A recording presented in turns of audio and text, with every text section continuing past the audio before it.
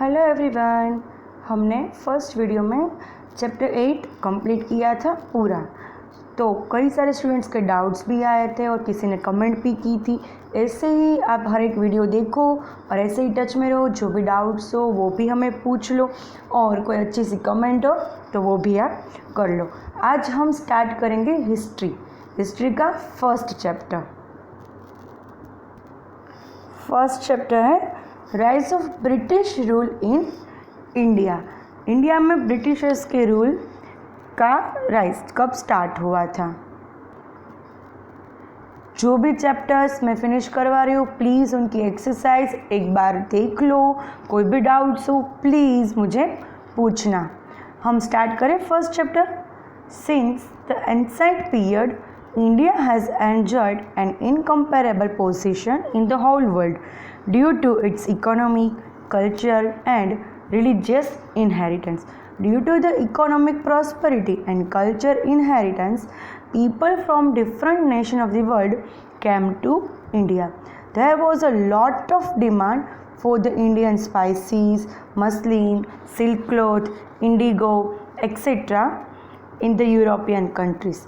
Trade between India and Europe was carried out through land route and sea route, and at the center of this route was Istanbul in Turkey.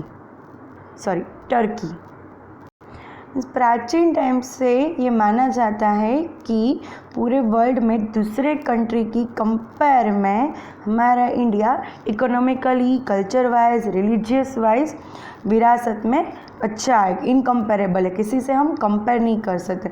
Due to economic prosperity और culture inheritance, अलग अलग nation के लोग India में आते हैं। और mostly कौन सी डिमांड है हमारे इंडिया की, तो हमारे इंडिया के spices, muslin, silk cloth, Indigo, ये सब जो है उनकी यूरोपियन कंट्री में डिमांड ज़्यादा थी। हमारे इंडिया में और यूरोप में सी रूट से और लैंड रूट से ट्रेड किया जाता था और उसमें मेन सेंटर कौन सा था तो कि इस्तांबुल। तो पहले तो क्या कि हम जो ट्रेड कर रहे थे वो हम लैंड रूट और सी रूट से कर रहे थे। But after 1453, after the conquest of the Constantinople in 1453 by Turkish Muslim, the sea route through the Constantinople, I mean Istanbul, was closed for the European. Since they could not do without the spices, the European felt compelled to discover a new sea route. So an era of geographical discoveries began. That means के 1453 में जो तुर्क मुस्लिम थे उन लोगों ने क्या किया कि जो कॉन्स्टेंटिनोपल था उनको वॉन कर लिया और सी रूट जो था वो क्लोज कर दिया। तो यूरोपियन है वो फिर इंडिया में वहाँ से वो रूट से आ नहीं सकते थे। उनकी वजह से उन लोगों को स्पाइसेस वगैरह वो नहीं मिल पाता था और उनके बिना तो वो उन लोगों को चलेगा नहीं। तो ये पूरी सिचुएशन क्रिएट हुई। उनकी वजह से यूरोपियंस को लगा कि अभी हमें कोई न्यू सी रूट है वो फाइंड करना ही पड़ेगा। इसीलिए ये जियोग्राफिकल डिस्कवरी उनका स्टार्टिंग हुआ। Discovery of the sea route to India. India आने का जो सी रूट है वो कब, कैसे और किसने फाइंड किया वो हम ये टॉपिक में पढ़ेंगे। With the inspirations, encouragement and economic help from the Portuguese king Prince Henry. किसने हेल्प की थी? Prince Henry. कहाँ था किंग था तो कि पोर्टुगीज़ का। उनके इंस्पिरेशंस, एनकरेजमेंट और इकोनॉमिक हेल्प से some brave people began efforts to discover new sea route. Many great man try to discover sea route to India, namely Bartholomew Dias who discovered the Cape of good Hope with the economic assistance from the King of Spain. Then Christopher Columbus began his adventure of discovering a new sea route in 1492, which again came to a stop at an island presently known as West Indies, situated in the Atlantic Ocean. First start किया था, एक था जो बार्थोलोमे dies, उन्होंने start किया था। फिर आया था सेकेंड वन क्रिस्टोफर कोलंबस, उन्होंने भी स्टार्ट किया था, पर उनका भी एक आइलैंड तक स्टॉप हो गया था। अभी जो जाना चाहता है वेस्ट इंडीज जो एटलांटिक ओशियन में है। फिर Columbus who had believed throughout his life that he had discover a new sea route to India had actually discover a new land. और एक कोलंबस था who had believed throughout his life, means उन्होंने इतना विश्वास रखा था कि वो अपनी पूरी लाइफ में, मीन्स उनकी डेथ से पहले, वो कैसे भी करके ये sea route find. Since this clarification was made by Amerigo Vespucci, this new land began to be known as America. ये क्लैरिफिकेशन था वो एक अमेरिगो वेस्पुची ने दिया था, उनकी वजह से उनको वो न्यू लैंड को एक अमेरिका नाम से जाना गया। ये देखो हमें एक नीचे मैप जैसा एक पूरा दिया है, उसमें वाटरवेज पूरा दिखाया है। उसमें 2 टाइप्स की लाइन है, एक है सिंगल लाइन है जो सिंपल सीधी है एकदम डार्क लाइन, और दूसरी है डॉटेड लाइन।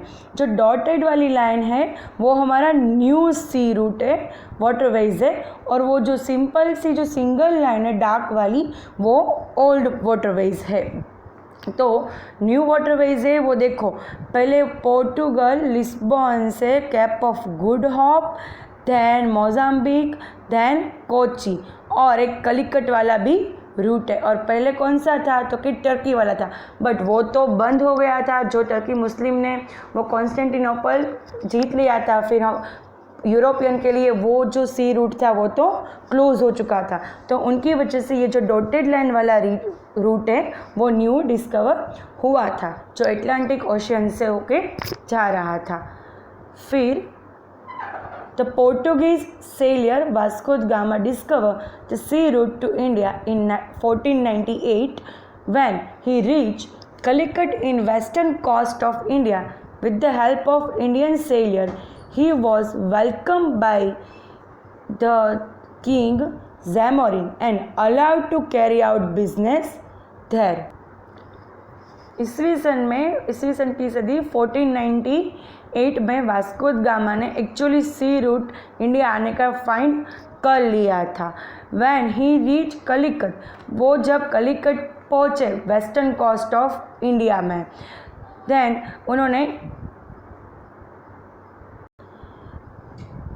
देन वहाँ के जो किंग थे ज़ैमोरिन, उसने उनको वेलकम किया और वहाँ पे बिजनेस करने के लिए अलाउ किया। Thus, this is considered as an important event in the world as this opened the doors for the European to come to India. उनकी वजह से यूरोपियन है उनके लिए इंडिया आने का डोर ओपन हो गया था। इट मीन्स कि वो लोग अभी इंडिया आके जो स्पाइसेस वगैरह वो पहले ले जाते थे वो भी अब कर सकते हैं, और यहाँ पे आके ट्रेड भी कर सकते हैं, कर सकते थे। तो ये था टॉपिक कि भाई सी रूट है वो कैसे डिस्कवर हुआ, किसने किया और कब हुआ। ये मोस्ट इम्पॉर्टेंट टॉपिक है, प्लीज़ मार्क कर लेना। ये शॉर्ट नोट में भी पूछ सकते हैं, क्वेश्चन आंसर्स में भी पूछ सकते हैं। प्लीज़ 2 टाइम्स इनको रिवाइज भी कर लेना। फिर arrival of Europeans to India, arrival of the British and establishment of trade centre. फिर दैट मीन्स कि यूरोपियंस का इंडिया में आना और यहाँ पे आके ट्रेड सेंटर्स को एस्टेब्लिश करना। The Portuguese were the first to arrive in India for trade after the discovery of the sea route to India. Within a span of 100 years, the Portuguese took control to several territories like Diu, Daman, Goa, Cochin, Malacca, etc.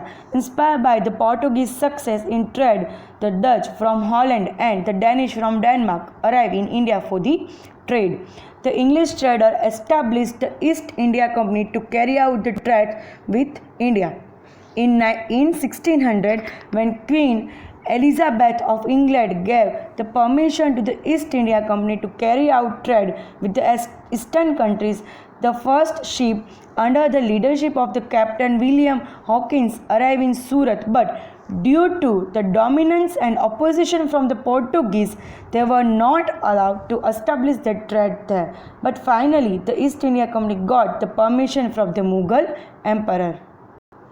C route find होने के बाद first Portuguese ने India में आके trade start किया और थोड़े ही years में means with in hundreds of year Portuguese ने दी दमन, गोवा, कोचीन, मलाक्का एक्सेट्रा पर कंट्रोल कर लिया था और इनके ट्रेड में इतनी सक्सेस मिली पोर्टुगीज़ को और उनसे इंस्पायर होकर डच एंड डैनिश भी इंडिया में आए ट्रेड के लिए। फिर English trader establish the East India Company to carry out the trade with India. But Queen Elizabeth of England की जो क्वीन थी एलिजाबेथ, उन्होंने परमिशन दी ईस्ट इंडिया कंपनी को कि भी आप ईस्टर्न कंट्रीज से हमारा जो ट्रेड है वो कंटिन्यू करो और उन्होंने कैप्टन विलियम हॉकिंस की लीडरशिप के अंडर में एक फर्स्ट शिप है वो सूरत में भेजा गया। बट पोर्टुगीज़ की डोमिनेंस और उनके ऑपोजिशन की वजह से उनको यहाँ पे उनका ट्रेड एस्टेब्लिश करने का अलाउ नहीं हुआ और finally east India company got the permission from the Mughal emperor. But एक फाइनल लास्ट में ईस्ट इंडिया कंपनी को परमिशन मिल गई मुगल एम्परर से। यूरोपियन कॉलोनीज़ इन इंडिया, देखो हमें यहाँ पे मैप दिया गया है, मोस्टली स्कूल में कवर कर सकते हैं क्योंकि भाई एग्ज़ाम में कोई भी 1 और 2 आपको नाम दिए कि पोर्टुगीज़ कॉलोनी कौन सी है, फ्रेंच कॉलोनी ये है, कोई भी 2 फ्रेंच कॉलोनी, कोई भी 2 पोर्टुगीज़ कॉलोनी है कि वो आप मैप में कहाँ पे वो दिखाओ। तो प्लीज़ एक बार ये रिफ़र कर लेना कि कहाँ पे कौन सी है। देखो ब्रिटिश कॉलोनी कौन कौन सी है तो कि सूरत, मुंबई, जॉर्ज। फिर फ्रेंच कॉलोनी कौन कौन सी है तो कि माहे, पौंडीचेरी, कराईकल। फिर पोर्टुगीज़ कॉलोनी दीव, दमन, गोवा, कलिकट, कोची एक्सेट्रा वगैरह, राइट। तो ये भी आप एक बार देख लेना। वो तो मोस्टली जो भी मैप आते इसमें भी है, फिर दूसरे चैप्टर्स में भी है, वो हम एक अलग से पूरा वीडियो बनाएंगे जिसमें टेक्स्ट बुक के सभी प्रकार के मैप कवर हो जाएंगे। British East India Company established its first trade center in Surat in 1613. Initially, the company established its trade center in Surat, Bharuch and Ahmedabad. 1613 में British east India company first trade centre उन्होंने establish किया सूरत में। और starting में ये company कहाँ establish हुई थी तो कि उनका सूरत, भरूच और अहमदाबाद में ट्रेड सेंटर एस्टैब्लिश किया था। But due to the strong presence of the Marathas in this religion, the company sense danger to its existence and hence moved towards the south and east direction, where they set up their center in Machilipatnam means अभी का Andhra Pradesh, Saint George means Chennai और Fort William means हमारा अभी का Kolkata. Mumbai became their headquarter in 1687।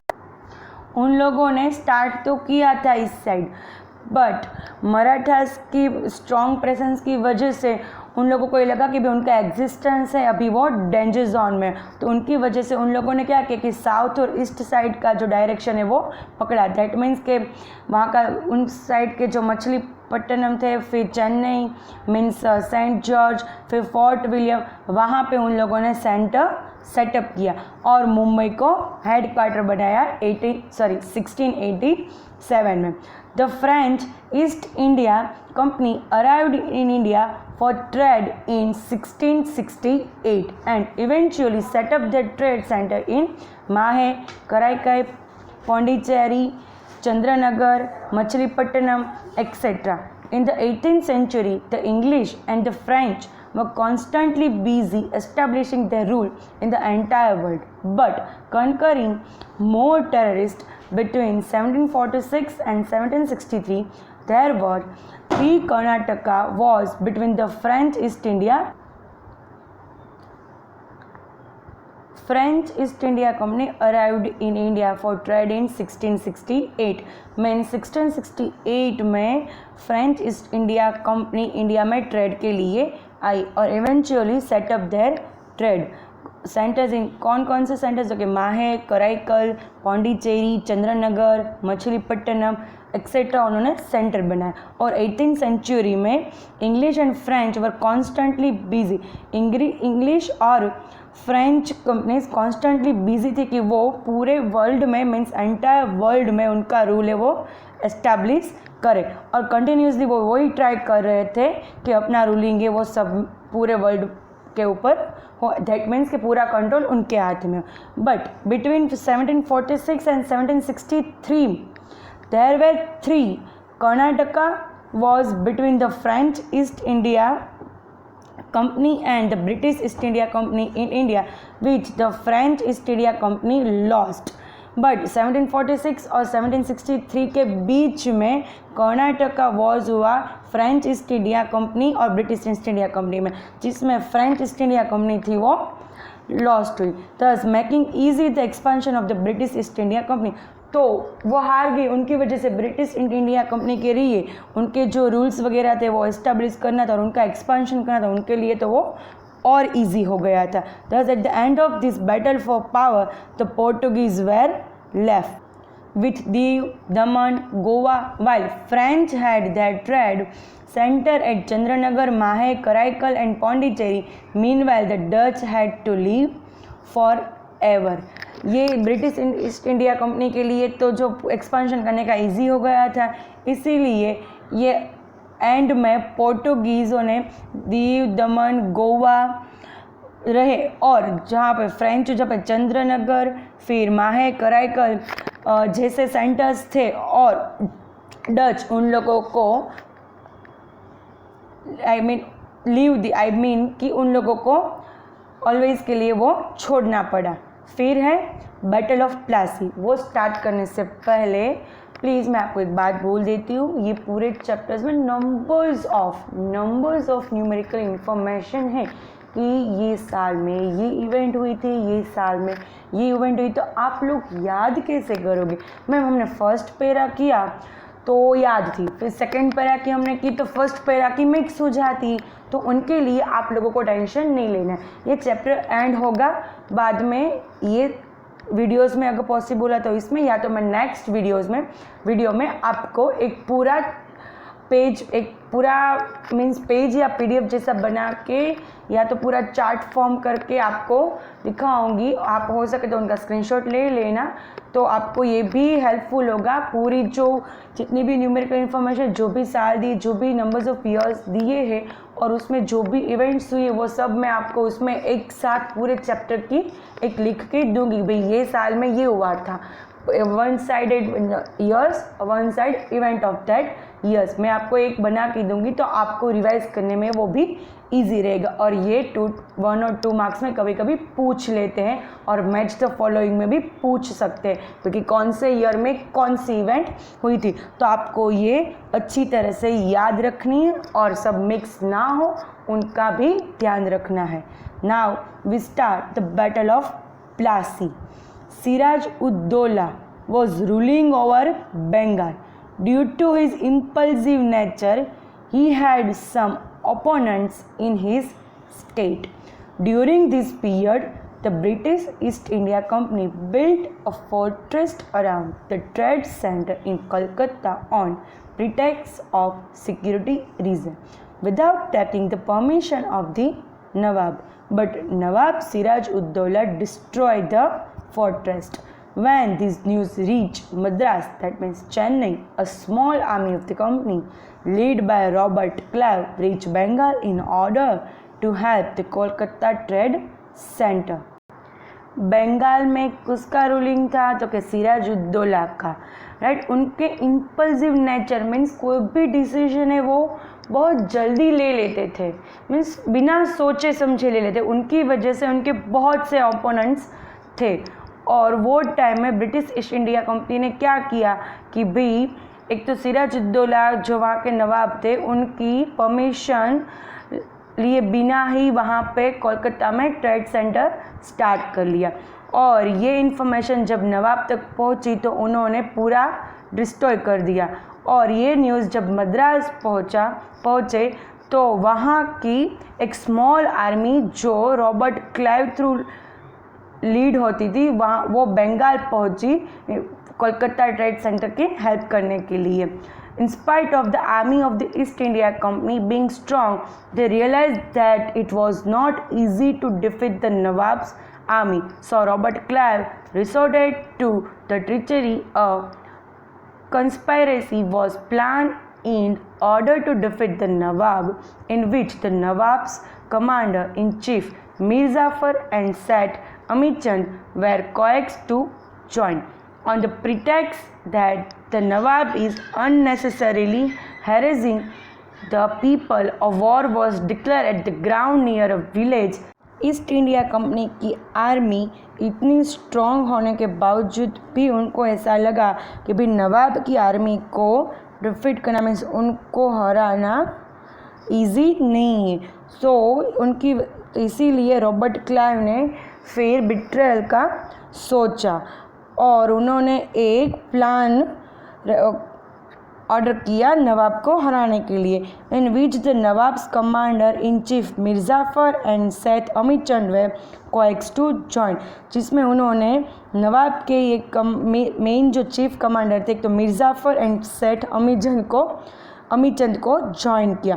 On the pretext that the Nawab is unnecessarily harassing the people, a war was declare at the ground near the village name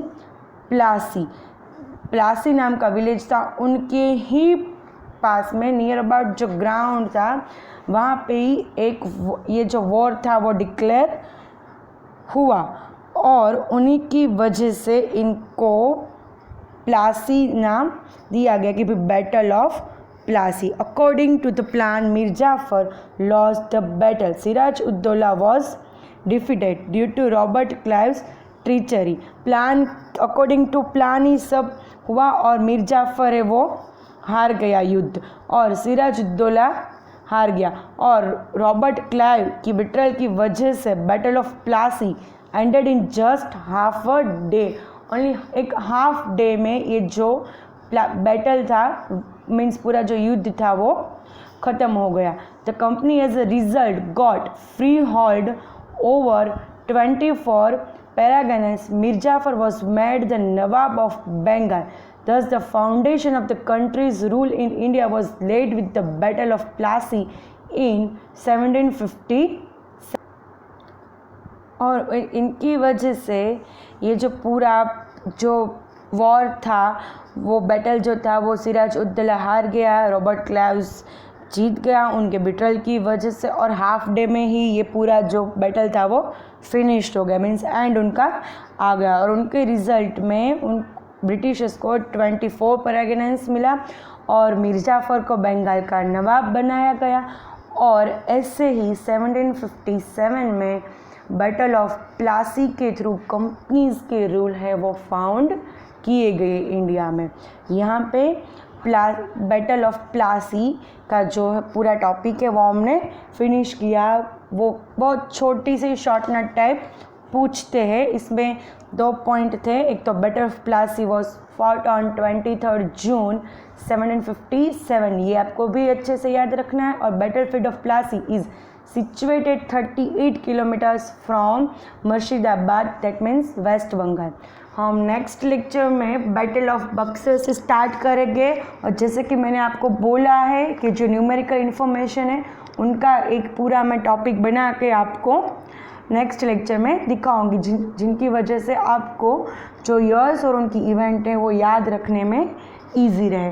so thanks everyone, please इतना अच्छे से कर लेना और कोई भी डाउट्स हो please comment and अगर आपको कोई अच्छा ऐसा लगे कि नहीं ये अच्छा है तो प्लीज़ इनको सब्सक्राइब करो और आपके जैसे कितने सारे स्टूडेंट्स हैं उनको शेयर करो जो इनके लिए भी ये हेल्पफुल रहे। Okay, thank you, have a good day all of you.